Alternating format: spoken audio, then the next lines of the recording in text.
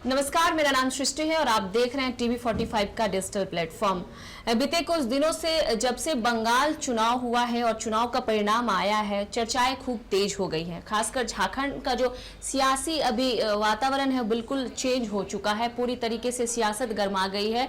कई सारे मंत्री अलग अलग तरीकों से अपनी बातों को कहते हुए नजर आ रहे हैं। कई नेता फुसफुसाते हुए दिख रहे हैं। कल हमने देखा कि जेएमएम की खूब तारीफ भी हुई है, जिस तरीके से जेएमएम ने अपने चुनाव को लड़ा है, तो उसको लेके भी बयानबाजी है। लेकिन इन सबके बीच हैरत करने वाली खबर ये है कि पश्चिम बंगाल की जो राजनीति है उसने हिंसा को जन्म दे दिया है, और ऐसे हिंसा को जन्म दे दिया है जिसको सोचने समझने के बाद सीधे सीधे इंसान के रोंगटे खड़े हो जाए।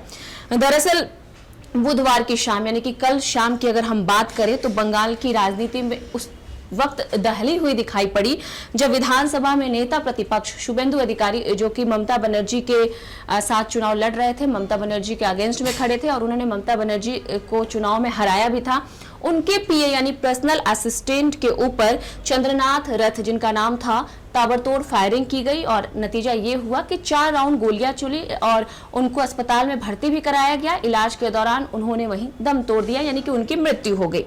अब इस हमला पर ऐसे नॉर्मल हमला है या फिर कोई राजनीतिक साजिश है, इसको लेकर लगातार जांच चल रही है। पुलिस अपने स्तर पर काम भी कर रही है। अचानक हाथ लगाकर बैठे अपराधी और हमलावरों ने उनको जाते हुए देखा और उनके गाड़ी को घेरकर लगातार फायरिंग की।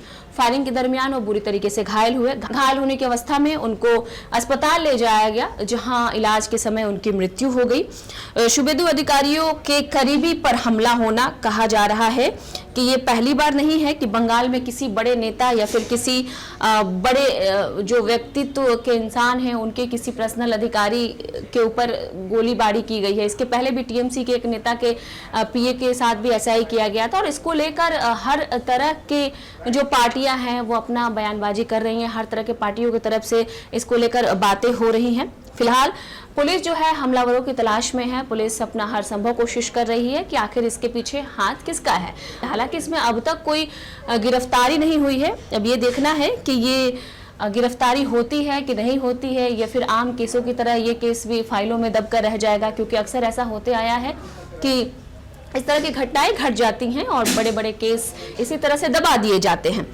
तो हम कहीं ना कहीं इसको मानने पे मजबूर हो गए हैं कि विधानसभा चुनाव जो बंगाल में संपन्न हुआ है, जैसे ही चुनाव का रिजल्ट सामने आया है, पूरी तरीके से सियासी उलटफेर देखने को मिल रहा है।